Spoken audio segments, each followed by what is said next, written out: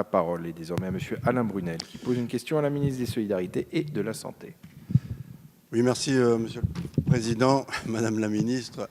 Depuis décembre 2009, la totalité des agents composant le service sécurité incendie à l'hôpital de Douai est en grève illimitée.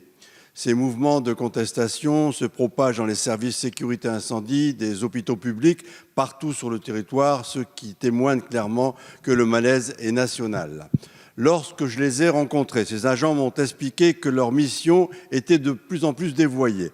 Devant la pénurie de personnel dans les différents services, ces agents ultra polyvalents sont devenus de véritables couteaux suisses dans le fonctionnement général de l'hôpital. Un malade à le soulever, ils sont appelés. Un dysfonctionnement électrique à réparer, ils sont appelés.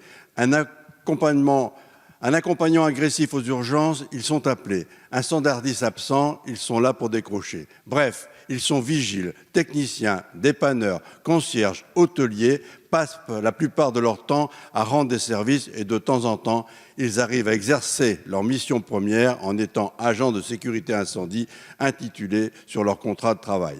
À l'hôpital de Douai, ils estiment aujourd'hui qu'ils ne passent que 12% de leur temps de travail à exercer les missions pour lesquelles ils sont rémunérés. 50% de leur temps de travail est dédié à la sûreté de l'hôpital sans qu'ils ne soient pour autant des vigiles. Ce n'est pas leur rôle, ce n'est pas non plus pour ce qu'ils ont été engagés. Clairement, il s'agit bien ici d'un manque de moyens humains et matériels qui provoque un glissement des charges d'activité des services vers des personnels dont ce n'est pas leur rôle.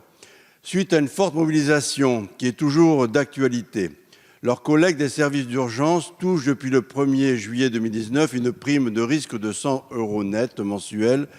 Cependant, cette prime n'est pas versée aux agents de service sécurité incendie alors qu'ils sont souvent appelés et arrivent très souvent en première ligne aux urgences. Le risque, ils y font face aussi quotidiennement.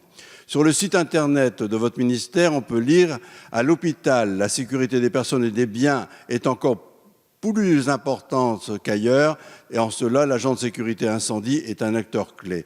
Aujourd'hui, ces acteurs clés, comme vous les appelez, souhaitent à juste titre obtenir une réelle reconnaissance statutaire et salariale. » Beaucoup, Monsieur Brunel. Madame la Ministre, vous avez la parole.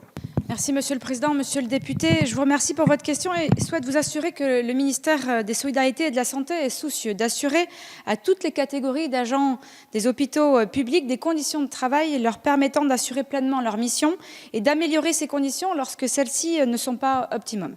En ce qui concerne les agents de sécurité, de services de sécurité à incendie et d'assistance à personne, ils exercent parfois des tâches annexes et c'est peut-être aussi dans les réponses apportées au financement des hôpitaux qu'ils verront peut-être recentrer leurs travaux. En tout cas, c'est ce que nous espérons et c'est ce que nous souhaitons de tous nos vœux. Par ailleurs, le rapport 2019 de l'Observatoire national des violences en milieu de santé a mis en évidence que dans certains hôpitaux, ils assurent de plus en plus de missions de sûreté des personnes et des biens en raison de violences qui leur sont signalées ou qu'ils constatent de facto. Ce rapport souligne que 26% des événements de violence ont nécessité une intervention des agents de sécurité et de sûreté, parfois dans des conditions très difficiles. Dans le respect de la réglementation incendie existante, les établissements ont fait le choix de mixer les équipes de sécurité et de sûreté pour assurer ces deux missions. Cela reste encore peu répandu et n'est pas développé au niveau national. Or, en raison du contexte élevé de la menace terroriste, mon ministère et celui de l'Intérieur se sont engagés conjointement dès 2016 dans un plan de sécurisation des établissements de santé visant à prévenir et à lutter contre toute forme de violence allant des incivilités à la menace terroriste. Il importe aujourd'hui d'améliorer davantage la sécurisation des établissements, celle-ci garantissant une meilleure qualité de vie au travail de tous les personnels, elle-même facteur de qualité des soins dispensés. Des propositions sont en cours de discussion avec le ministère de l'Intérieur pour avancer sur ces sujets. Nous continuerons à y travailler pour apporter des réponses concrètes à ces situations.